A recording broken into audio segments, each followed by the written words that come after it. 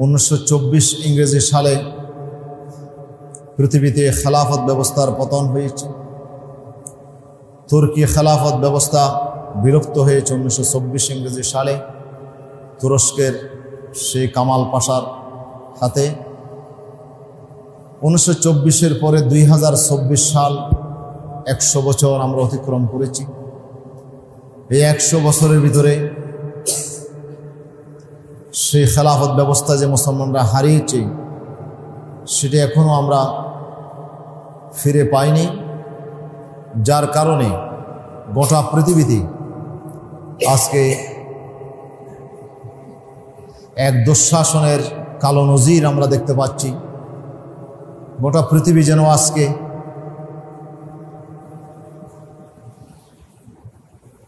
Might is right সে পশুর সমাজে আজকে পরিণত হয়েছে। আপনারা যদি ডিসকভারি কোনো চ্যানেল দেখেন, সেখানে বিভিন্ন পশুদের যে জীবনাচরণ আমরা দেখতে পাই, যে একটা পশু সে তার রিজিক অন্বেষণ করছে, সে নীরবে বা নিরাপদে আছে, হঠাৎ করে আরেকটা পশু এসে তার উপর আক্রমণ শুরু করেছে। যেই পশু তার উপর আক্রমণ করলো, তার চাইতে শক্তিশালী আরেকটা পশু তার উপর এসে হামলা শুরু করেছে। একজনের পিছনে আরেকজন এমনভাবে লেগে আছে যে দুর্বল ব্যক্তি বেঁচে থাকার কোনো অধিকার নাই। পশুর সমাজ হচ্ছে জোর যার মূল্য তার, যার শক্তি বেঁচে সেই বেঁচে থাকবে, দুর্বলের বেঁচে থাকার কোনো অধিকার নাই। রাসূল সাল্লাল্লাহু আলাইহি সাল্লাম এই পৃথিবীতে আসার পূর্বে গোটা মানব জাতি এমন একটি অবস্থায় পৌঁছে গিয়েছিল। হযরতে জাফর বিন আবি তালেব রাদিয়াল্লাহু তাআলা আনহু, আল্লাহর পয়গম্বরের আপন চাচতো ভাই হযরত আলী রাদিয়াল্লাহু তাআলা আনহুর ভাই জাফর, যাকে তৈয়ার বলা হয়, যিনি মুতার যুদ্ধের দ্বিতীয় সেনাপতি ছিলেন, যার 2 হাত কেটে ফেলা হয়েছে। কাফেররা 2 হাতেই কেটে দিয়েছে। যেই হাতে, ডান হাতে ছিল ইসলামের পতাকা, ডান হাত কেটে ফেলা হয়েছে। উনি বাম হাতে নিয়েছেন, বাম হাত কেটে ফেলা হয়েছে। তিনি ইসলামের পতাকা তার দাঁত দিয়ে তিনি কামড়ে ধরেছেন, যেন এই পতাকা জমিনের মধ্যে পড়ে না যায়। এরপরে তিনি শাহাদত বরণ করেছেন। রাসূল সাল্লাল্লাহু আলাইহি সাল্লাম ব্রিফিং দিচ্ছেন যে আমার পালক সন্তান যায়েদ বিন হারেসা শহীদ হয়েছে, প্রথম সেনাপতি। ওনার পরে জাফর দায়িত্ব নিয়েছে, জাফর শাহাদত বরণ করেছে। এরপরে আব্দুল্লাহ বিন রওয়াহা সেনাপতি হয়েছে, উনি শাহাদত বরণ করেছে। রাসূল সাল্লাল্লাহু আলাইহি ওয়াসাল্লাম ওই যুদ্ধে যান নাই, তিনি মদিনায় বসে সে মুতার যুদ্ধের ব্রিফিং তিনি দিচ্ছেন। আল্লাহর পক্ষ থেকে তিনি জেনে শুনেই কথাগুলো বলছেন। আর তিনি এত ব্যথিত হলেন হযরত জাফরের শাহাদতে। জাফর রাদিয়াল্লাহু তাআলা আনহুর বাড়িতে তিনি 3 দিন পর্যন্ত খাবার প্রেরণ করেছিলেন, শোক প্রকাশ করেছিলেন। রাসূলুল্লাহ বলছিলেন যে আমার জাফরকে আল্লাহ তাআলা জান্নাতের মধ্যে 2টি ডানা দিয়েছে, এই 2 ডানাতে ভর করে সে জান্নাতের মধ্যে চলাফেরা করছে, উড়ে বেড়াচ্ছে আমার জাফর। এই জন্য জাফরের উপাধি হচ্ছে তৈয়ার, উড়নেওয়ালা। উনি 2 ডানা দিয়ে জান্নাতে বিচরণ করতেছে, জান্নাতে পাখির মতো তিনি উড়ে বেড়াচ্ছে। জাফর রাদিয়াল্লাহু তাআলা আনহু যখন মুসলমান হয়েছিলেন মক্কাতে হিজরতের পূর্বে, প্রচণ্ড জুলুম আর নির্যাতন কাফেরদের সহ্য না হয়ে আল্লাহ রাসূল অনুমতি দিলেন, মুসলমানরা তোমরা নিরাপদ কোনো জায়গায় চলে যাও। তখন খবর নিয়ে জানা গেল যে আফ্রিকার বাদশাহ নাজ্জাশী খ্রিস্টান হলেও সে কিন্তু ন্যায়পরায়ণ। এই কথা শুনে রাসূল সাল্লাল্লাহু আলাইহি ওয়াসাল্লাম সাহাবীদের অনুমতি দিলেন, তোমরা হাবশায় হিজরত করো। সৌদি আরবের পরে মক্কায়ে মুআজ্জামার পরে জেদ্দার পরে লোহিত সাগর, লোহিত সাগরের ওই পারে হচ্ছে আফ্রিকা। আর সে আফ্রিকার প্রথম রাষ্ট্রটি হচ্ছে ইথিওপিয়া, যেখানে নাজ্জাশী বাদশার শাসন চলছিল। মুসলমানরা সেখানে 2 বারে হিজরত করেছেন। 2টি দল গিয়েছেন, এক দল যাওয়ার পর আরেক দল গিয়েছেন। হযরত জাফর রাদিয়াল্লাহু আনহু ছিলেন প্রথম দলে। মুসলমানরা সেখানে চলে যাওয়ার পরে কাফেররা তাদেরকে ধরে আনার জন্য লোক পাঠিয়েছিল। আমর ইবনুল আস, যিনি পরবর্তীতে মুসলমান হয়েছিলেন কিন্তু তখন কাফের ছিল, উনি ছিল মক্কার কয়েকজন কূটনীতিকের ভিতরে অন্যতম একজন কূটনীতিবিদ ছিল আমর ইবনুল আস, অত্যন্ত বুদ্ধিমান ছিল। আমর ইবনুল আসকে পাঠানো হয়েছিল সেই নাজ্জাশী বাদশার কাছে অনেক হাদিয়া তোফা নিয়ে। সভাসদ যারা ছিল তাদের জন্য হাদিয়া তোফা নেওয়া হলো, সবগুলো দিয়ে রাজাকে খুশি করার চেষ্টা করা হলো যে আমাদের দেশ থেকে কিছু গোলাম পালিয়ে আসছে, এদেরকে আমরা নিয়ে আসার জন্য আমাদেরকে পাঠানো হয়েছে। নাজ্জাশী বলল যে না, যারা আমার দেশে আশ্রয় নিয়েছে হয়তো কোনো কারণে আশ্রয় নিয়েছে, তাদের কথা ছাড়া আমি তাদেরকে তোমার হাতে তুলে দিতে পারি না, আগে তাদের কথা শুনবো তারা কি কারণে আমার দেশে আসছে। তখন মুসলমানদেরকে আনা হলো। তখন মুসলমানরা সবাই মিলে তারা সিদ্ধান্ত নিল আমাদের পক্ষ থেকে একজনে কথা বলবে, সবাই কথা বলবে না, বাদশার সমস্ত কথার জবাব একজনে দেবে। উনি কে? উনি জাফর বিন আবি তালিব। হযরত জাফর রাদিয়াল্লাহু আনহুকে ওনারা নির্বাচিত করলেন নেতা হিসাবে। বাদশার দরবারে আনা হলো। বাদশা জিজ্ঞেস করলেন অনেকগুলো প্রশ্ন যে তোমরা কেন আমার দেশে আসছো, কেন আশ্রয় নিয়েছো?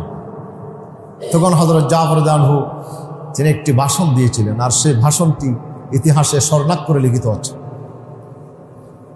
তিনি বলছিলেন যে তখনকার সময়ের জাহিলি যুগের কি পরিস্থিতি ছিল, সেই পরিস্থিতি থেকে মুক্তি লাভ করার জন্য তাদের কাছে কে আসলো, তারপরে যে আল্লাহ রাসূলের আবির্ভাব হলো, রাসূলুল্লাহর চরিত্র তিনি তুলে ধরলেন এবং রাসূলুল্লাহ সাল্লাল্লাহু আলাইহি ওয়াসাল্লাম কি দাওয়াত দিচ্ছেন, দাওয়াতের বিষয়গুলো তিনি তুলে ধরেছেন। একটি এত গুরুত্বপূর্ণ ভাষণ হযরত জাফর রাদিয়াল্লাহু আনহু সেদিন দিয়েছিলেন। সে ভাষণের তিনি কয়েকটা কারণ তুলে ধরেছিলেন যে মক্কার জমিনে কুন্না আহলা জাহিলিয়াতিন। তিনি প্রথম ভাষণ শুরু করলেন আইয়ুহাল মালিক, এ রাজা, এ বাদশাহ, যে আমরা ছিলাম জাহিলি যুগের অধিবাসী, অজ্ঞতার ভিতরে আমরা ডুবেছিলাম, কুসংস্কারের ভিতরে আমরা ডুবেছিলাম, অনাচারের ভিতরে আমাদের জাতি ডুবে গিয়েছিল। না'বুদুল আসনাম, আমরা মূর্তি পূজা করতাম। ওয়া না'কুলুল মাইতাহ, নিজের হাতে আমরা মূর্তি বানাইয়া সেগুলোকে আবার রক্ষাকর্তা হিসেবে, দেবতা হিসেবে তাদেরকে পূজা করতাম। আমরা কত নির্বুত জাতি। এরপর আমরা মৃত প্রাণীর গোশত আমরা খেতাম। ওয়া না'কুলুল মাইতাহ, আমরা মৃত জন্তুদের গোশতগুলো আমরা খেতাম, এই দুর্গন্ধময় খাবার আমরা খেতাম।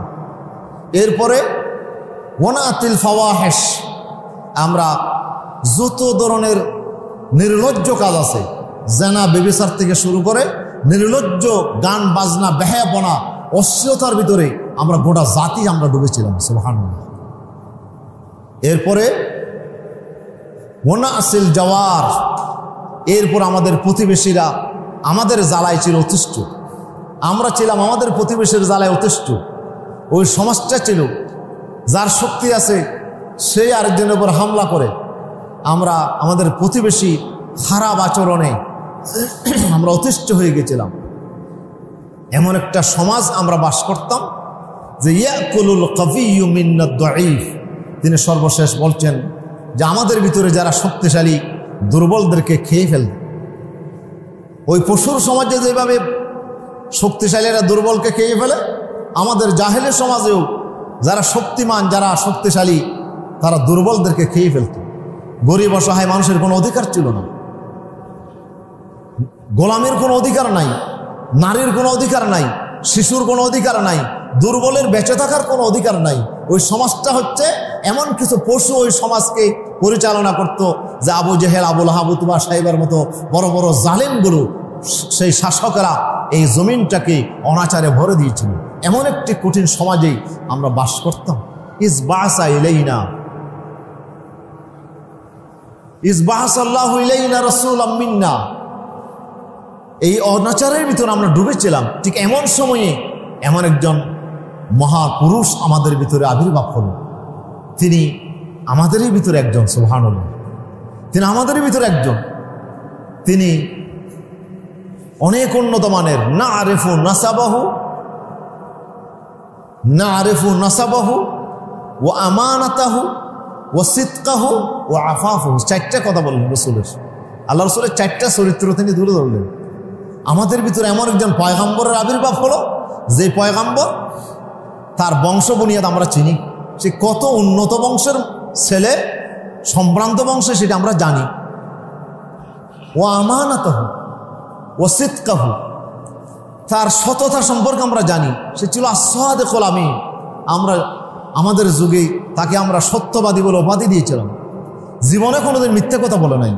না আরেফু সিদকাহু, তার সততা সম্পর্কে জানি। ও আমানাতাহু, তার আমানতদারিতা সম্পর্কে আমরা জানি। বড় আমানতদার, বিশ্বস্ত, কোনোদিন কারো অর্থ সম্পদ, কারো অধিকার তিনি খর্ব করে নাই, খেয়ানত করে নাই, বিশ্বাসঘাতকতা কারোর সাথে করে নাই। তিনি অত্যন্ত আমানতদার। সুবহানাল্লাহ। আমাদের বড় বড় লোক আছে, তাদের কাছে টাকা পয়সা জমা রাখলে ফেরত পাওয়া যায় না, কিন্তু একজন বিশ্বস্ত মানুষ হচ্ছে মুহাম্মদ রাসূলুল্লাহ সাল্লাল্লাহু আলাইহি ওয়াসাল্লাম। ওনার কাছে আমরা টাকা পয়সা জমা রাখ, খুব বিশ্বস্ত। এত বিশ্বস্ত মানুষ দুনিয়াতে আর হয় না। ওয়া আফাফহু, সর্বশেষ ওনার চরিত্র হচ্ছে, আমরা বলি যে ফুলের মতো পবিত্র। কি ফুল? ফুলের চাইতে পবিত্র। চাঁদের মধ্যেও কালিমা আছে, চাঁদের মধ্যে একটু অপূর্ণতা আছে, কিন্তু আমার রাসূলের ভিতর কোনো অপূর্ণতা নেই। ওনার চরিত্রের ভিতর কোনো ত্রুটি নাই। এমন একজন মহাপবিত্র পুরুষ যে তার জীবনে, তার চরিত্রে কোনো দাগ লাগে নাই। সুবহানাল্লাহ। যার যৌবনকাল, যার শিশুকাল, যার আপনার এই বয়স আমাদের সামনে উনি কেটেছেন, ওনার জীবনে কোনো দাগ লাগে নাই। সুবহানাল্লাহ। এই জন্য হযরত হাসান বিন সাবিত বলছে, কি বলছে যে মুহাম্মদ রাসূলুল্লাহ সাল্লাল্লাহু আলাইহি ওয়াসাল্লাম কি রকম মানুষ? খুলিকতা মুবাররাআম মিন কুল্লি আইবিন কাআন্নাকা ক্বাদ খুলিকতা কামা তাশাউ ওয়া আহসানু মিনকা লাম তারা কাত্তু আইনি ওয়া আজমালু মিনকা লাম তালিদিন নিসাউ। সুবহানাল্লাহ। হে রাসূল, আমার চোখে আপনার মতো এত সুন্দর মানুষ, আপনার চাইতে সুন্দর আর কোনো মানুষ আমি দেখি নাই। সুবহানাল্লাহ। এবং আমার চোখে কোনো মহিলা আপনার চাইতে উন্নত মানের কোনো সন্তান, কোনো নারী এরকম সন্তান প্রসব করছে, এটা আমার জানা নেই। ও আজমালা মিনকা লাম তালিদিন নিসাউ, আপনার চাইতে সুন্দর মানুষ এই পৃথিবীতে কোনো মা জন্ম দেয়নি। খুলিকতা মুবাররাআম মিন কুল্লি আইবিন, আপনাকে যেন সমস্ত দুষ্টুটি থেকে মুক্ত করে সৃষ্টি করা হয়েছে। কিরকম? যে কান্নাকা ক্বাদ খুলিকতা কামা তাশাউ, যেমন আপনি যেরকম চেয়েছিলেন মনে হয় সেভাবে আল্লাহ আপনাকে সৃষ্টি করেছেন। যে আপনার কি সুন্দর চরিত্র। হযরত জাফর বিন আবি তালেব চারটা গুণ বর্ণনা করলেন রাসূল পাক। রাসূল পাকের সততা, রাসূল পাকের আমানতদারিতা, রাসূল পাকের উন্নত বংশ বুনিয়াদি, রাসূল পাক সাল্লাল্লাহু আলাইহি ওয়াসাল্লামের চরিত্র, উন্নত মানের চরিত্র।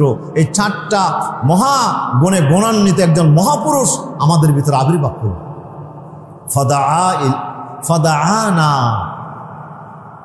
অতঃপর তিনি আমাদেরকে দাওয়াত দিলেন। সুবহানাল্লাহ। তিনি আমাদেরকে আহ্বান করলেন, আমাদেরকে তিনি দাওয়াত দিলেন। লিনুওয়াহিদাল্লাহ ওয়াহদাহু ওয়া না'বুদাহু ওয়া লা নুশরিকা বিহি শাইয়্যা। সুবহানাল্লাহ। আমাদেরকে দাওয়াত দিলেন আমরা যেন আল্লাহকে এক বলে আমরা বিশ্বাস করি, আমরা যেন কোনো মূর্তি সামনে মাথা নত না করি, কোনো সৃষ্টির সামনে যেন মাথা নত না করি। তিনি আমাদেরকে তাওহীদের দাওয়াত দিলেন। ওয়া না'বুদাহু, তিনি আমাদেরকে আল্লাহর গোলামি করার, আল্লাহর ইবাদত করার, দাসত্ব করার তিনি দাওয়াত দিলেন। ওয়ালা নুশরিকা বিহি শাইয়্যা, এবং আল্লাহর সাথে যেন কোনো কিছুকে আমরা যেন শরীক স্থাপন না করি, সেজন্য তিনি আমাদেরকে দাওয়াত দিয়েছেন। এক সুন্দর একটি পরিপূর্ণ একটি ভাষণ তিনি বাদশার সামনে দিয়েছিলেন। এরপরে বাদশাহ এই ভাষণ শুনে তিনি এত মোহিত হয়ে গেলেন, বলে এইরকম মজলুম মানুষগুলো আমার দেশে আশ্রয় নিয়ে যা, তোমরা আসছো জালিমেরা, যাও চলে যাও এখান থেকে, আমার এখান থেকে। বাদশার দরবার থেকে তাদেরকে তাড়িয়ে বের করে দেওয়া হলো, মুসলমানদেরকে আশ্রয় দিয়েছিল। পরবর্তীতে সেই নাজ্জাশী বাদশাহ কালমা পড়ে মুসলমান হয়েছে। রাসূল সাল্লাল্লাহু আলাইহি ওয়াসাল্লাম মদিনায় যাওয়ার পরে আল্লাহ তাআলার ওহীর মাধ্যমে তিনি জেনেছিলেন নাজ্জাশীর ইন্তেকাল হয়েছে। কিন্তু নাজ্জাশী এমন দেশে বাস করে যেখানে আর কোনো মুসলমান নাই, তার জানাজা পড়ার মতো কেউ ছিল না। রাসূল সাল্লাল্লাহু আলাইহি ওয়াসাল্লাম মদিনার জমিনে সাহাবায়ে কেরামদেরকে নিয়ে গায়বী জানাজা পড়লেন। কোন সাহাবীদের জন্য রাসূলুল্লাহ গায়বী জানাজা পড়েন, শুধু একজন নাজ্জাশী বাদশার জন্য রাসূলুল্লাহ গায়বী জানাজা পড়লেন। এটি ইতিহাসে হাদিসের কিতাবগুলোতে লেখা আছে। এখান থেকে গায়েবী জানাজা কার জন্য পড়া হবে, এটা নিয়ে ইখতিলাফ সাহাবী ইমামদের ভিতর। আসলে কি পড়া যাবে? কিছু ইমাম বলে হ্যাঁ পড়া যাবে, যে গায়েবী জানাজা যেহেতু আল্লাহ রাসূল পড়েছেন, হাদিসে পড়েছেন, জায়েজ আছে, লাশ থাকলেও জানাজা পড়া যাবে, লাশ না থাকলেও পড়া যাবে। কিন্তু আমাদের হানাফিদের কথা হচ্ছে যে রাসূল সাল্লাল্লাহু আলাইহি ওয়াসাল্লামের জন্য এটা খাস ছিল, যে আল্লাহ রাসূল কোনো সাহাবীর জন্য জানাজা পড়েন নাই, শুধু নাজ্জাশীর জন্য পড়েন, এটা আল্লাহর নির্দেশে পড়েছে। অথবা রসুলের সামনে জানাজা উপস্থিত হয়ে গেছিল, আল্লাহ তাআলা নাজ্জাশের লাশকে আল্লাহ রসুলের সামনে হাজির করে দিয়েছে, রসুল্লাহ দেখে দেখেই নামাজ পড়ছেন। কিন্তু আমাদের সামনে তো লাশ নাই, আমরা কেমনে নামাজ পড়ব? তো হানাফিদের বর্তমান যে ফতোয়া, যে মুতাআখিরিন উলামা ফতোয়া দিয়েছেন যে হ্যাঁ সবার জন্য নয়, গায়েবী জানাজা সবার জন্য নয়, পড়া যাবে দ্বীনের দিক দিয়ে বড় মাপের যদি কোনো আলেম হয়, বড় মাপের জন্য ইসলামিক স্কলার হয়, বড় গুরুত্বপূর্ণ ব্যক্তি হয় মুসলমানদের জন্য, যার ইন্তেকালে দ্বীনের ক্ষতি হয়ে গেছে, যার ইন্তেকালে ইসলামের ক্ষতি হয়েছে, যার ইন্তেকালে অনেক মুসলমানরা আপনার ক্ষতিগ্রস্ত হয়েছে, সেই ধরনের অনেক বড় মাপের যদি কোনো দিনদার ইমানদার বড় আলেম মুত্তাকি পরহেজগার হয়, ওনার জন্য গায়েবী জানাজা জায়েজ। প্রিয় উপস্থিতি, যাক সেটা ভিন্ন মাসালা। আমি এখান থেকে একটা কথা কোট করতে চাই যে রাসূল সাল্লাল্লাহু আলাইহি ওয়াসাল্লাম আসার আগে একটি জাহিলি সমাজ ছিল, যে সমাজে দুর্বলের কোনো অধিকার ছিল না। রাসূল সাল্লাল্লাহু আলাইহি ওয়াসাল্লাম সেই সমাজে এসে তিনি এমন একটি বিপ্লব করেছিলেন, এমন একটি রাষ্ট্র প্রতিষ্ঠা তিনি করেছিলেন, এমন একটা জাতি তিনি গঠন করছিলেন। অনেক মনীষী এসেছেন, থিওরি দিয়ে শেষ, জাতি মুক্তি কিভাবে পাবে, বস থিওরি দিয়ে শেষ, এই কাজ করলে জাতি মুক্তি পাবে। আর কিছু আছে এই থিওরি দিয়ে তিনি কাজ করেছেন, দল গঠন করেছেন, দল গঠন করে তিনি একটি চেষ্টা চালিয়েছেন, একটি আন্দোলন করেছেন থিওরির আলোকে, কিন্তু আন্দোলন সফল হয় নাই, আন্দোলন সফলতা লাভ করতে পারেন, উনি মারা গেছে। এইরকম অনেক অনেক অনেক অনেক অনেক মনীষী পৃথিবীতে আসছে। কিন্তু আর কিছু মানুষ থিওরিও দিয়েছেন, সুবহানাল্লাহ, আবার আন্দোলনও করেছেন, আবার সে আন্দোলনে আবার বিজয়ও লাভ করেছেন। তিনটা একসাথে, এই তিনটা একসাথে লাভ করেছিলেন মুহাম্মদ রাসূলুল্লাহ সাল্লাল্লাহু আলাইহি ওয়াসাল্লাম। উনি আল্লাহ তাআলার পক্ষ থেকে উনি থিওরি লাভ করেছিলেন মানব জাতির মুক্তি কোন পথে, কিভাবে মানব জাতির মুক্তি হবে। সে থিওরি শুধু তিনি লাভ করে ক্ষান্ত হয় নাই, সেই থিওরির আলোকে তিনি একটি জাতি গঠন করেছিলেন, একটি দল তিনি গঠন করেছিলেন, একটি আন্দোলন তিনি গ্রহ করেছিলেন। একবারে শূন্য থেকে একজন মাত্র ব্যক্তি মুহাম্মদ রাসূলুল্লাহ সাল্লাল্লাহু আলাইহি ওয়াসাল্লাম, উনি ছাড়া আর কোনো মুওয়াহহিদ নেই, উনি ছাড়া আর কোনো সত্যের পূজারই ছিল না মক্কার জমিনে, আরবের জমিনে পুরা সমাজটাই ছিল অন্ধকারের ভিতর ডোবা। এই একজন থেকে এক বিশাল বিপ্লব হল, সুবহানাল্লাহ। আল্লাহ তাআলা বলেন ওয়াজাদাকা দাল্লান ফাহাদা, নবী আমি আপনাকে দল পেয়েছিলাম, এরপর রাস্তা দেখিয়েছে। দল মানে কি? দলের কয়েকটা অর্থ আছে। একটা অর্থ হলো পথভ্রষ্ট, গুমরাহ। সমস্ত মুফাসসিররা একমত এই অর্থ আমার নবীর জন্য নেওয়া যাবে না। আমার নবী কোনো সময় গুমরাহ ছিল না, পথভ্রষ্ট ছিল না, উনি পথ প্রাপ্ত ছিলেন। তো আল্লাহ ওনাকে দল বললেন কেন? ওদের দলের আরো কয়েকটা অর্থ আছে আরবের মধ্যে। একটা অর্থ হচ্ছে দলের যে দল্লাল মাউ ফিল লাবান, আরবিতে বলা হয় দুধের মধ্যে যখন পানি দেওয়া হয়, পানিকে আবার খুঁজে বের করা যাবে? পানিগুলো তো দুধের সাথে মিশে গেছে, হারিয়ে গেছে। ও তো পানি দুধে দেওয়ার পরে পানিগুলো হারিয়ে গেছে, এই হারিয়ে যাওয়ার অর্থে দোয়াল্লন শব্দ ব্যবহার হয়। দোয়াল্লন মানে হারানো ব্যক্তি।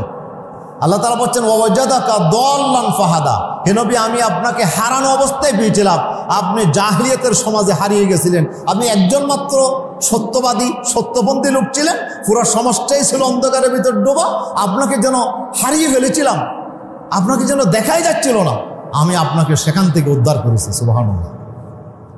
অথবা দোয়াল্লন মানে আরবিতে দোয়াল্লন বলা হয় ওই গাছকে, যে একটা গাছ যদি মরুভূমিতে দাঁড়িয়ে থাকে সেটাকে বলা হয় দোয়াল্লন।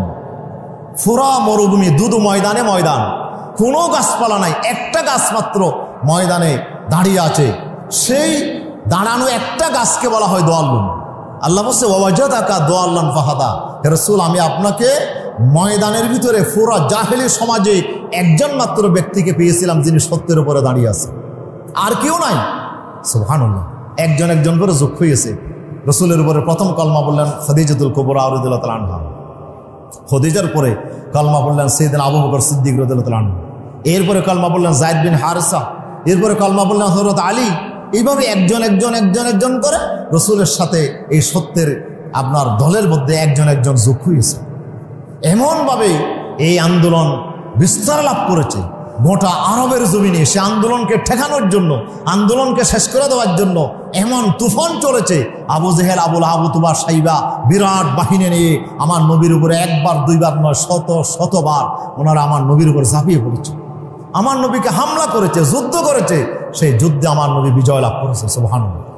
রাসূল সাল্লাল্লাহু আলাইহি ওয়াসাল্লাম কোথা থেকে কোথায় কি ছিলেন, কোন অবস্থায় ছিলেন, আর সেখান থেকে কি অবস্থায় তিনি এই দিনকে তিনি উঠে নিয়ে আসলেন, কিভাবে দাওয়াত তিনি বিস্তার করেছেন। একজন মানুষ মুসলমান ছিল না, সেখানে রাসূলুল্লাহ শত শত হাজার হাজার মানুষকে, এই কাফের মুশরিকগুলোকে তিনি মুসলমান বানালেন। শুধু মুসলমান বানালেন না, তাদের চরিত্রের আমল পরিবর্তন করলেন। যারা এক সময় ছিল নারীর লোভী, যারা এক সময় নারীর উপরে হাইজাক করতো, নারীকে দর্শন করত, যারা এক সময় জনগণের সম্পদ কেড়ে নিত, সেই চাঁদাবাজ মাস্তান ধর্ষকগুলোকে, খুনিগুলোকে যারা মানুষ খুন করত, সে মানুষগুলোকে তিনি জনগণের জানমালের পাহারাদার বানাইলেন। এমন চরিত্রের বিকল্প হলো সাহাবীদের জীবনে যে সাহাবাই কেরাম যারা এক সময় মানুষ খুন করতো, তারাই মানুষের জীবনের পাহারাদার, তারাই নারীর সতীত্বের পাহারাদার, তারাই মানুষের সম্পদের পাহারাদার। তারা আল্লাহর ভয়ে তটস্থ সারাটা দিন কাজ করে, আর রাতের বেলায় অঝর হয়ে কান্না করেন। সুবহানাল্লাহ। কি মানুষ তৈরি করলেন।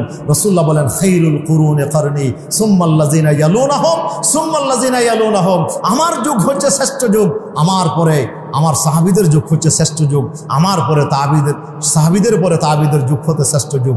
রাসূল সাল্লাল্লাহু আলাইহি ওয়াসাল্লাম কি মানুষ তৈরি করলেন, যেই জামাত তৈরি করলেন, এই সোনার মানুষ মতো এখনো পৃথিবীতে আবু বকর ওমরের মতো কোনো মানুষ দুনিয়ার কোনো সভ্যতা তৈরি করতে পারেনি, কিয়ামত পর্যন্ত পারবে না। কি মানুষ তৈরি করলেন মুহাম্মদ রাসূলুল্লাহ সাল্লাল্লাহু আলাইহি ওয়াসাল্লাম। কোথা থেকে থিওরি দিলেন, আল্লাহর পক্ষ থেকে কোরআনের মতো থিওরি লাভ করলেন, সেই থিওরির ভিত্তিতে একটা জাতিকে গঠন করলেন, তাদের চরিত্রের আমল পরিবর্তন করলেন। শুধু পরিবর্তন করলেন না, তিনি এমন এক আন্দোলন খাড়া করলেন যে আন্দোলনের বিরুদ্ধে গোটা পৃথিবী ঐক্যবদ্ধ। সেই ইহুদি বলেন, খ্রিস্টান বলেন, মুশরিক বলেন, অগ্নি পূজারীরা বলেন, গোটা পৃথিবী সেই মুসলমানদের এই আন্দোলনকে দমানোর জন্য এক পায়ে খাড়া। অথচ সেই আন্দোলনকে আল্লাহ বিজয় দান করলেন। রাসূল সাল্লাল্লাহু আলাইহি ওয়াসাল্লাম একটি রাষ্ট্র কায়েম করলেন, যে রাষ্ট্র আবার পরিচালনা করলেন 10 বছর পরিপূর্ণভাবে রাষ্ট্র পরিচালনা করে একটি উন্নত, সমৃদ্ধ, চরিত্রবান একটি সমাজ দুনিয়াবাসীকে উপহার দিয়ে তিনি এই দুনিয়া থেকে বিদায় গ্রহণ করলেন। রসুলের মতো সফল মানুষ কি পৃথিবীতে আর আছে নাকি? আর আছে? পৃথিবীতে আর কে আছে যে এই মানুষটার মতো এই সফলতা অর্জন করেছে? কোনো মানুষ থিওরি দিয়েছে, আন্দোলন করতে পারেনি, শেষ। আর কিছু মানুষ থিওরি দিয়েছে, আন্দোলন করেছে, আন্দোলন বিজয় লাভ করতে পারে নাই। কিন্তু আমার রাসূল শুধু আন্দোলন করলেন না, শুধু থিওরি দিলেন না, থিওরির সাথে আন্দোলন করলেন, আন্দোলনের পর আবার সে আন্দোলন বিজয় লাভ করলেন, বিজয় লাভ করার পরে জনগণের ভিতরে আমল পরিবর্তন করলেন, চরিত্রের বিপ্লব করলেন, সমাজের বিপ্লব করলেন, রাষ্ট্রের বিপ্লব করলেন, গোটা সমাজকে চূর্ণ বিচূর্ণ করে দিয়ে জাহিলি সমাজকে সেখানে সভ্যতার, ইসলামী সভ্যতার একটা প্রাসাদ তিনি নিজের হাতে গঠন করলেন। মুহাম্মদ রাসূলুল্লাহ সাল্লাল্লাহু আলাইহি ওয়াসাল্লাম। আমার নবীর মতো সফল মানুষ কি পৃথিবীতে আর আছে নাকি?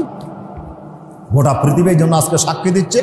আজকে খ্রিস্টান হয়েও, অমুসলিম হয়েও, আপনার যে দ্য 100 যে বইটি যে লিখেছে, সেই আপনার লেখক অমুসলিম হওয়ার পরেও 100 জন পৃথিবীর বাছাই করা শ্রেষ্ঠ মানুষগুলোকে তার জীবনী তিনি একত্রিত করলেন। এখন এই বইটা তো এখন গ্রন্থনা করার জন্য এখন একটার পর একটাকে সাজাইতে হবে, 1 নম্বরে কাকে রাখবে সে তো বড় চিন্তাই পড়ে গেল। সর্বশেষ তিনি সিদ্ধান্ত নিলেন যে মুহাম্মদ সাল্লাল্লাহু আলাইহি ওয়াসাল্লামের জীবন ওনাকেই 1 নম্বরে রাখতে হবে। কি বলছে? হি only one is the successful man. রাসূল সাল্লাল্লাহু আলাইহি ওয়াসাল্লাম উনি একমাত্র সফল ব্যক্তি যিনি both in life political life, religious life. তিনি একদিকে ধর্মীয় জীবনে আর এদিকে রাজনৈতিক জীবনে দুদিকেই যিনি পরিপূর্ণতা লাভ করেছেন উনি হচ্ছে মুহাম্মদ রাসূলুল্লাহ সাল্লাল্লাহু আলাইহি ওয়াসাল্লাম। উনি বলছে আমি মুসলমান হওয়ার পরেও, আমি একজন অমুসলিম হয়েও আমি মুহাম্মদ সাল্লাল্লাহু আলাইহি ওয়াসাল্লামকে এক নম্বরে রাখতে বাধ্য হয়েছে। যে ওনার চাইতে সফল মানুষ এই পৃথিবীতে আর নাই, তিনিই সফল। উনি যেদিকেই বলেন সেদিকে সফল। অনেকগুলো বর্ণনা আছে, সেদিকে আমি যাচ্ছি না। প্রিয় উপস্থিতি, রাসূল সাল্লাল্লাহু আলাইহি ওয়াসাল্লাম এমন একটা বিপ্লব করে তিনি এই জাতিকে দিয়ে গেলেন, কিন্তু আল্লাহ রসুলের পরে এই বিপ্লবকে মুসলমানরা ধরে রাখলেন 30 বছর। রসুল্লাহর রেখে যাওয়া হুবহু আইনাই, হুবহু অক্ষর অক্ষরে এই বিপ্লবকে ধরে রেখেছিলেন খোলাফায়ে রাশিদা। এরপরে পরিবর্তন আসলো, কিন্তু কাঠামো ঠিক ছিল। কিছু পরিবর্তন আসছিল, কিন্তু কাঠামো আল্লাহ রসুলের রেখে যাওয়া সে রাষ্ট্র পরিচালনার পদ্ধতি সেটা মুসলমানদের ভিতর ছিল, যেটাকে খেলাফত ব্যবস্থা বলা হয়। এই খেলাফত ব্যবস্থা এটা হচ্ছে কি মানব জাতির শান্তি এবং কল্যাণের অন্যতম গ্রান্ট। রসুল সাল্লাল্লাহু আলাইহি সাল্লাম এই খেলাফত ব্যবস্থা কায়েম করে, তিনি রাষ্ট্র ব্যবস্থা কায়েম করে তিনি এই দুনিয়াবাসীকে মুক্তি দিয়েছিলেন। মানুষগুলো মুক্তি লাভ করেছিল, জেনা ব্যভিচার বন্ধ হয়ে গিয়েছিল, ঘুষ দুর্নীতি বন্ধ হয়েছিল, চুরি ডাকাতি সন্ত্রাস হাজারি বন্ধ হয়েছিল।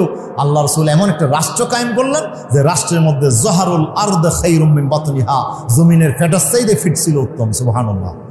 এর নমুনা, এর বেহেশতের নমুনা ছিল আমার রাসূলের রেখে যাওয়া এই সমাজের ভিতরে। কোনো চুরি ছিল না, ডাকাতি ছিল না, সন্ত্রাস ছিল না, যার কারণে হযরত ওমর যখন প্রধান বিচারপতি হলেন রাসূলের ইন্তেকালের পরে, তিনি 1 বছর ওয়েট করছিলেন। 1 বছরের ভিতরে ওনার আদালতে একটা বিচার দায়ের হয় নাই।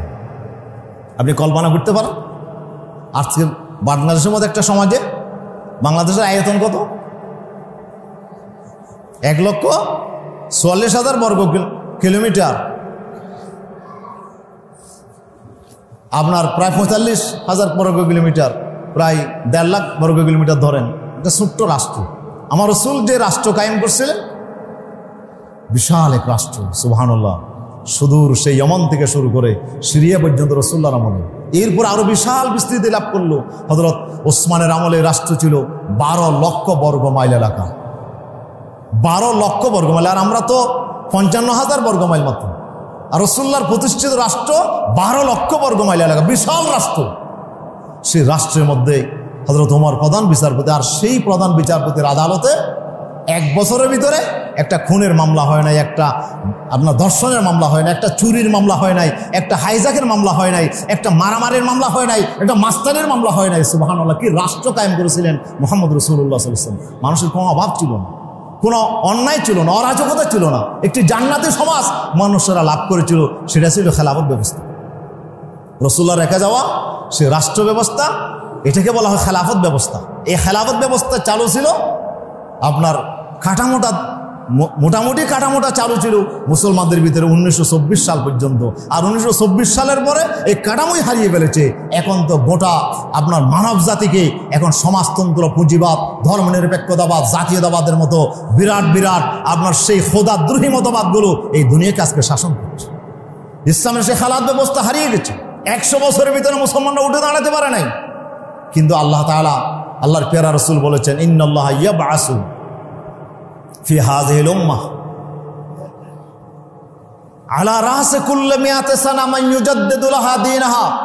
আমার এই দ্বীনের ভিতরে, আমার এই ইসলামের ভিতরে আল্লাহ রাসূল বলছে প্রতি 100 বছরের মাথায় একজন ব্যক্তিকে আল্লাহ পাঠাবেন, যেই ব্যক্তি 100 বছরের মাথায় আসবে এবং এই দুনিয়াকে, মানুষকে আবার নতুন করে, দিনকে আবার নতুন করে তার সামনে পেশ করবে, দিনের ভিতরে সংস্কার করবে, দিনের আমল আপনার সেই যে পরিবর্তন হয়েছিল সেখান থেকে দিনকে উঠাইয়া নিয়ে আসবে। দিনের ভিতরে একজন মুজাদ্দিদ আসবে 100 বছরের মাথায় একজন। সুবহানাল্লাহ। আবার মুসলমানদের কাছে ইসলামের সেই অবস্থা আবার তুলে ধরবে, অর্থাৎ 100 বছরের মাথায় পরিবর্তন হবে। এটা হচ্ছে কি আল্লাহর খোদাই বিধান, খোদাই নিয়ম। সুতরাং আমরা 100 বছর পার করেছি। মুসলমানরা ছিল পরাজিত, মুসলমানরা ছিল নির্যাতিত, মুসলমানরা ছিল নিষ্পেষিত, মুসলমানরা শুধু মায়ের খেয়েছে। 100 বছর পর্যন্ত আমরা পৃথিবীতে আমরা মাথা তুলে দাঁড়ানোর মতো কোনো সুযোগ পাইনি। কিন্তু এই অবস্থা কি চলতে থাকবে? না। রাসূলের হাদিস বলছে 100 বছরের মাথায় পরিবর্তন আসবে। সুতরাং 2024 সাল আমরা অতিক্রম করেছি, আর 2024 সালে আমরা দেখতে পাচ্ছি আল্লাহ তাআলা মুসলমানদের সেই বিজয়ের সূচনা করেছেন। মুসলমানরা এখন আর মার খাবে না। রাসূল সাল্লাল্লাহু আলাইহি ওয়াসাল্লাম বলছেন, খন্দকের যুদ্ধের পরে আল্লাহ রাসূল একটা ঐতিহাসিক একটি কমেন্ট করেছিলেন। রাসূল সাল্লাল্লাহু আলাইহি ওয়াসাল্লাম বলছেন,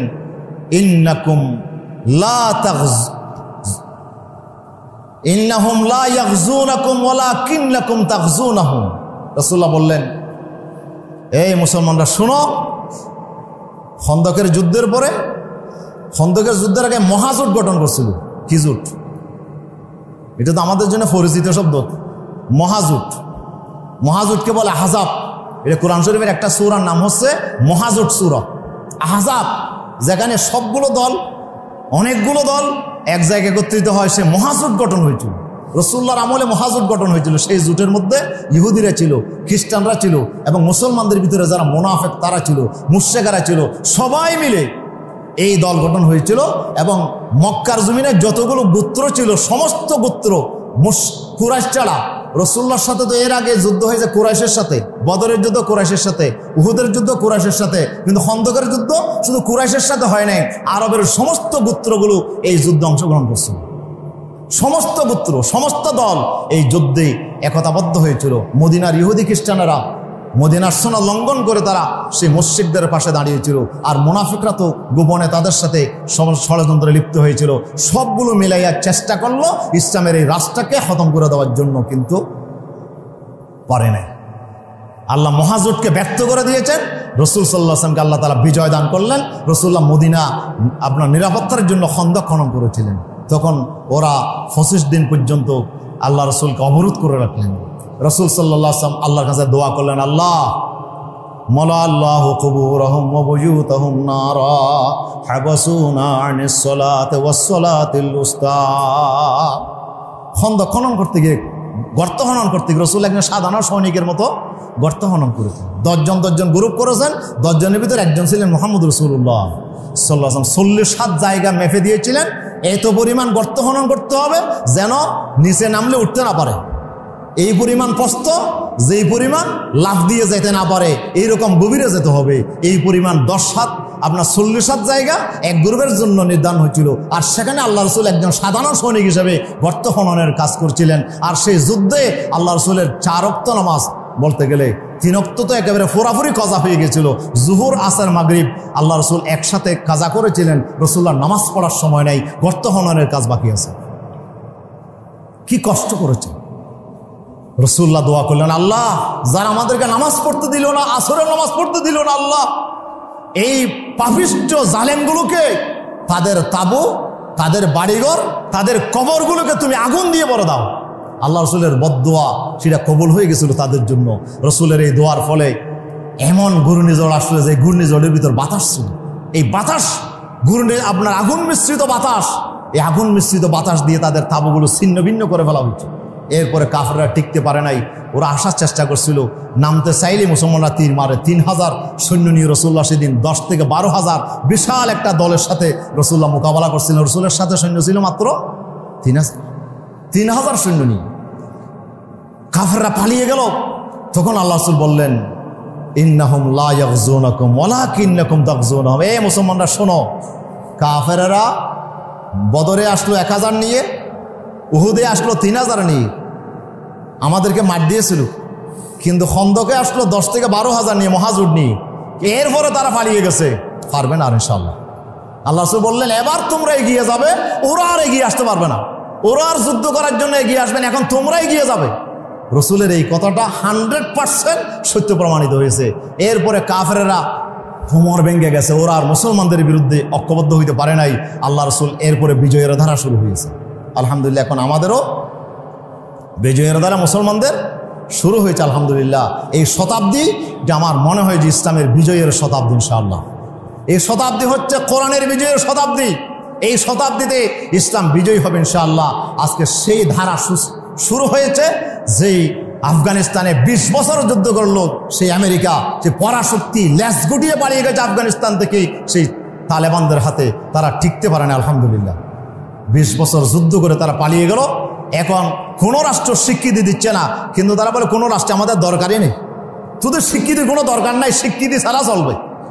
রাশিয়া, আপনার আমেরিকা, পৃথিবীর বড় বড় রাষ্ট্রগুলো অনেক কিছু করে চাইলে কিন্তু আফগানিস্তানকে ঠেকেই রাখতে পারে না। মুসলমানদের উত্থান হচ্ছে আলহামদুলিল্লাহ। আজকে সিরিয়াতে জালিমদের পতন হয়েছে, সেখানে আমাদের বাংলাদেশে এক নতুন জীবনের নতুন অধ্যায়ের একটি সূচনা আমরা দেখতে পাচ্ছি। জালিমদের পতনের পরে এক আপনার মুমিনদের বিজয়ের ধারা শুরু হয়েছে আলহামদুলিল্লাহ। এবং আমরা দেখলাম যে 12 দিনও টিকতে পারে না, যেই ইসরায়েলের সামনে সমস্ত আরব রাষ্ট্র 6 দিনের মাথায় আত্মসমর্পণ করছে। 67-তে যে যুদ্ধ হলো, যেই যুদ্ধে আপনার মিশরের সিনাই উপদ্বীপ ইসরায়েল কেড়ে নিল, এরপরে আপনার সিরিয়ার গোলান ভূমি কেড়ে নিল, এরপরে জর্দানের আপনার পূর্ব তীর কেড়ে নিল। সেই যুদ্ধে আরব রাষ্ট্র সবগুলো যুদ্ধ নামছিল, 6 দিন টিকতে পারে না ইসরায়েলের সামনে, সবাই পরাজিত হয়েছে, ইসরায়েল বিজয় হয়েছে। আর আজকে আমরা দেখলাম 12 দিন পর্যন্ত একটা রাষ্ট্র মাত্র, ইরান, সে শিয়া হোক, সে আমাদের দৃষ্টিতে পথভ্রষ্ট, কিন্তু সে তো মুসলমান, সে একটা রাষ্ট্র, সে ইসরায়েলের বিরুদ্ধে, শুধু ইসরায়েল নয়, তার পাশে আমেরিকা, যে আমেরিকা ইসরায়েলকে টিকানোর জন্য 50,000 টন বোমা সে দিয়েছে। আপনার এই ইসরায়েল কি অস্ত্রশস্ত্র দিয়ে আপনার $18 বিলিয়ন শুধু অস্ত্র সাহায্য করেছে ইসরায়েলকে আমেরিকা। এরপরও আমেরিকা আবার নিজে আবার স্টিল 2 সে বিমান দিয়ে যে আপনার বাস্টার যে বাংকার বিধ্বংসী আপনার সে বোমা নিক্ষেপ করলো ইরানে, এরপরও পারল না আলহামদুলিল্লাহ। সেই আমেরিকা, সেই ইসরায়েল আজকে আত্মসমর্পণ করতে বাধ্য হয়েছে। লজ্জাজনক, তারা আপনার খ্রিস্টান দিয়েছে, একটি রাষ্ট্রের সামনে দাঁড়াতে পারে না। তাহলে মুসলমানদের বিজয় কি শুরু হইল না শেষ হইল? হ্যাঁ, শুরু হয়েছে আলহামদুলিল্লাহ। আমরা আশা করতে পারি যে মুসলমানরা শুধু দরকার ইমানি শক্তি নিয়ে ময়দানে দাঁড়িয়ে থাকা। আপনি ইমান নিয়ে ময়দানে দাঁড়ান, বেশি অস্ত্র লাগবে না। আমাদের ছাত্রভাইদের কি বেশি অস্ত্র ছিল নাকি? হ্যাঁ, ছাত্রভাইদের কোনো অস্ত্র ছিল না। যেই শক্তিকে 16 বছর আপনারা দমাইতে পারলেন না, সেই শক্তির সামনে অস্ত্র ছাড়া আমাদের ছাত্ররা দাঁড়াইল নিরস্ত্র অবস্থায়, সবাই ঐক্যবদ্ধ হয়ে ময়দানে যখন নামছে, সে অপশক্তি পালিয়ে যেতে বাধ্য হয়েছে। এটাই তো মুসলমানদের ইমান, যে পৃথিবীতে আবার ইসলামের বিজয় হবে ইনশাআল্লাহ।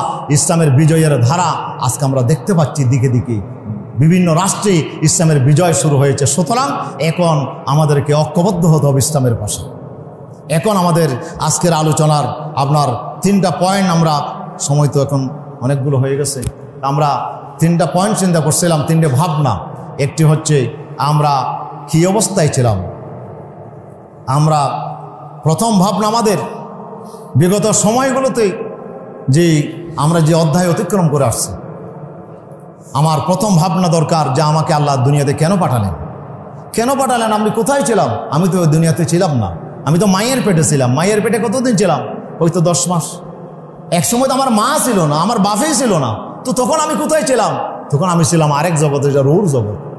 সেই রুর জগৎ থেকে আমি আসলাম মায়ের পেটে, মায়ের পেট থেকে আমি আসলাম দুনিয়াতে। এরপরে কতদিন থাকবেন এখানে?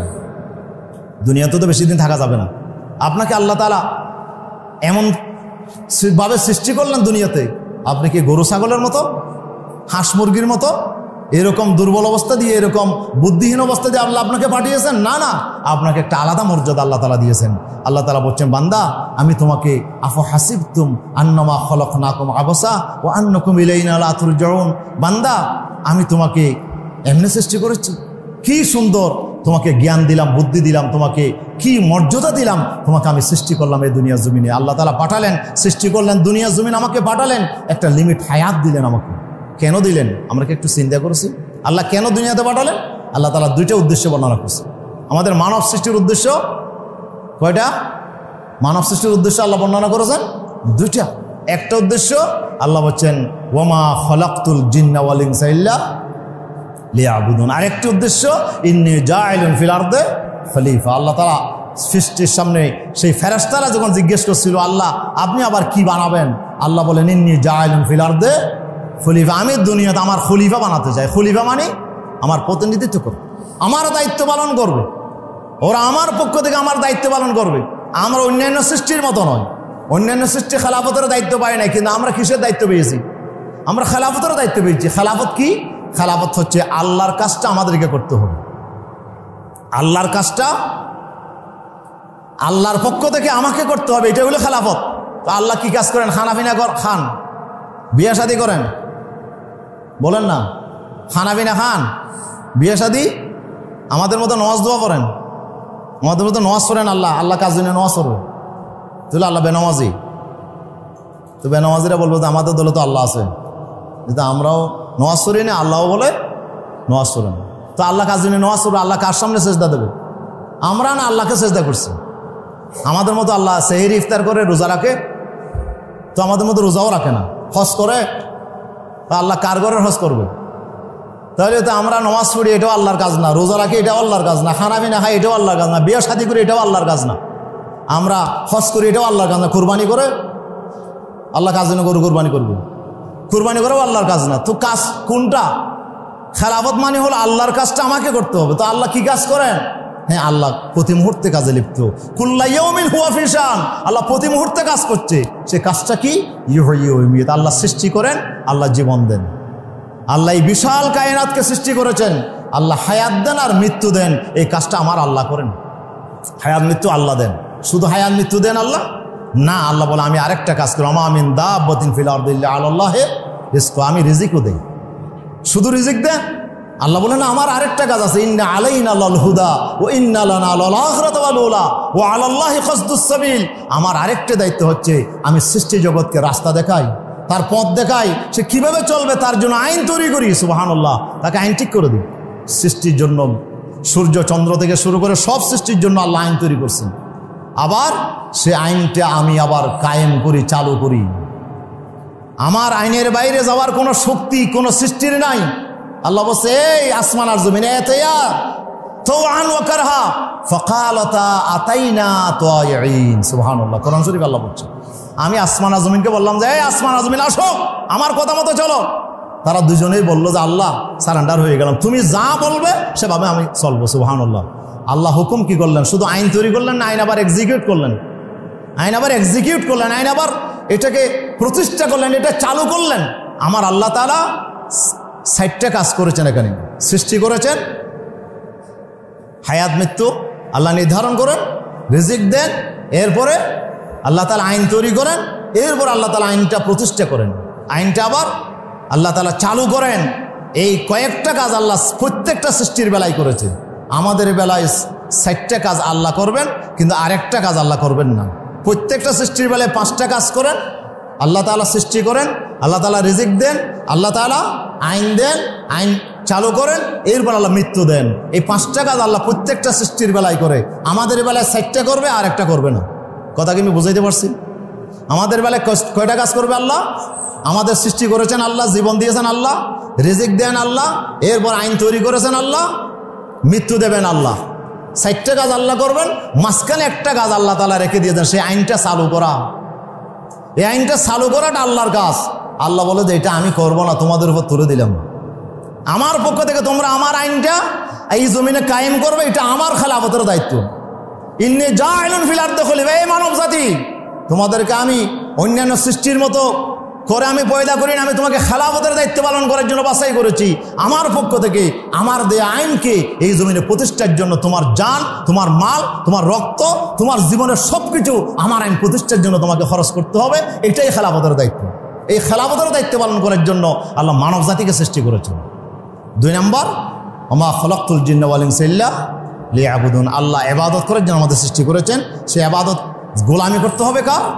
আল্লাহর। জীবনের সকল ক্ষেত্রে আল্লাহর গোলামি করতে হবে। নামাজ পড়তেছি আল্লাহর গোলামি, রোজা রাখতেছি আল্লাহর গোলামি, আমরা কোরবানি করতেছি আল্লাহর গোলামি, আমরা হজ করতেছি আল্লাহর গোলামি, তাহাজ্জুদ পড়তেছি আল্লাহর গোলামি, আপনি জিকির আজকার করতেছেন আল্লাহর গোলামি, সব আল্লাহর গোলামি। কিন্তু এটা খেলাফত নয়। খেলাফত কি? আল্লাহর জমিন আল্লাহর দিন কায়েমের জন্য, কোরআনের আইনকে জমিনে প্রতিষ্ঠার জন্য আপনার জান এবং মাল দিয়ে আপনাকে চেষ্টা করা, এটাও আপনার সৃষ্টির উদ্দেশ্য। শুধু নামাজ পড়া, রোজা রাখা, হজ করা, জিকির আজকার করার জন্য আল্লাহ আপনাকে বানায় নাই, আল্লাহ আপনাকে খেলাফতের দায়িত্ব পালন করার জন্য বানাইছেন। এখন আমরা ইবাদত নিয়েছি, খেলাফত নেই নাই। কথাকে বুঝাইতে পারছি? আল্লাহ তাআলা দিলেন 2টা দায়িত্ব, আমরা পালন করলাম কয়টা? একটা, আরেকটা পালন করলাম না। কি? 2 সাবজেক্টে আবশ্যিক সাবজেক্ট পাস করলেন, একটাতে, আর একটাতে আপনি পাস করতে পারলেন না, কি রেজাল্ট ভালো হবে? হ্যাঁ, ফেল। 10 সাবজেক্টে 1 সাবজেক্টে ফেল করলে আপনি ফেল। 2 সাবজেক্টে আল্লাহ তাআলা, এক সাবজেক্টে আপনি ফুল মার্ক পাইলেন, খুব নামাজ পড়লেন, তাহাজ্জুদ পড়লেন, জিকির আজকার করলেন, সব করলেন, কিন্তু খেলাফত প্রতিষ্ঠার জন্য আল্লাহর জমিন আল্লাহর দিন কায়েমের জন্য চেষ্টা করলেন না। তো এটা তো আপনি তো এক সাবজেক্টে আপনি তো 50% আপনি ফেল করলেন। সুতরাং আসুন আমরা এই 2টি খেলাফতের দায়িত্ব আমরা গত সময়ে আমরা পালন করতে পারছি কিনা। যদি না পারি একটু চিন্তা করেন কতদিন হায়াত পাবেন, এই হায়াতের ভিতরে আপনাকে এই কাজটা করে যেতে হবে। এই কাজ করলে আপনার জন্য মরণের পরে আপনার জন্য অনন্ত সীমকালের জান্নাত আল্লাহ তাআলা রেখে দিয়েছে। আসুন, আমার সময় যেহেতু বেশি হয়ে গেছে, আমি আপনাদের কাছে এই মেসেজটা শুধু জানাই দিলাম যে হিজরি একটা বর্ষ চলে গেছে, এরপরে আবার নতুন বর্ষ আসছে। এইভাবে এক বছরের পর আরেক বছর যাবে, মাসের পর মাস আসবে, বছরের পর বছর আসবে, আমাদের হায়াত শেষ হয়ে যাবে। কিন্তু আমি কতটুকু দায়িত্ব পালন করছি এটা নিয়ে আমার আখিরাতে ফয়সালা হবে। আল্লাহ বলেন, ওয়াল তানজুর নাফসুম মা কদ্দামাত লিগাদিন ইত্তাকুল্লাহ। এই দুনিয়ার ইমানদারেরা, তোমরা কতটুকু আমল করছো সেটা একটু চিন্তা ভাবনা করে দিও। আল্লাহর কাছে নাজাত পাবে কিনা তোমার এই আমল দিয়ে, তুমি কতটুকু ইবাদত পালন করেছো, কতটুকু খেলাফতের দায়িত্ব পালন করেছো, এটা একটু আত্মপর্যালোচনা করে দেখো। এই সময় এসে 5 মিনিট 10 মিনিট 1 ঘন্টা আধা ঘন্টা বসে একটু চিন্তা করে দেখো, আল্লাহ তো আমাকে ইবাদত করার জন্য খেলাফতের দায়িত্বের জন্য দুনিয়াতে পাঠালেন, আমি কতটুকু এই দায়িত্ব পালন করছি। যদি দায়িত্ব পালন করতে পারলেন আলহামদুলিল্লাহ, শুকরিয়া, আল্লাহর কাছে নাজাত পাবেন। আর যদি না পারেন তাহলে আবার কি করবেন? কান্নাকাটি করবেন, যা হয়ে গেছে আল্লাহ ভুল হয়ে গেছে, এখন আজকে থেকে তওবা করলাম, আজকে থেকে সিদ্ধান্ত নিলাম আমি আর জীবনে নামাজ ছেড়ে দেবো না, জীবন আমি রোজা ছেড়ে দেবো না, জীবন আমি তোমার ইবাদত করব। আর পাশাপাশি তোমার খেলাফত এই জমিনে কায়েম করার জন্য, তোমার রাষ্ট্র ব্যবস্থা জমিনে কায়েম করার জন্য আমার জান মাল যা আছে সব দিয়ে আমি এই জমিনে আমার মৃত্যুর আগ পর্যন্ত চেষ্টা করে যাব। আপনি যদি 2টা দায়িত্ব পালন করতে পারেন, ইনশাআল্লাহ আপনার জন্য জান্নাতের রাস্তা খোলা, আপনার জন্য জাহান্নাম আল্লাহর আগুন আপনার জন্য হারাম হয়ে যাবে। আসুন আমরা এই মুহররমের প্রথম জুমাতে আজকে আমরা সিদ্ধান্ত গ্রহণ করি। আল্লাহ তাআলা আমাদের তৌফিক দান করুন, আমিন। সবাইকে ধন্যবাদ জানিয়ে আমার কথা শেষ করছি। হাজা মা ইনদা ওয়া লা ইলাহা ইল্লাল্লাহ। আসসালামু আলাইকুম ওয়া রাহমাতুল্লাহ।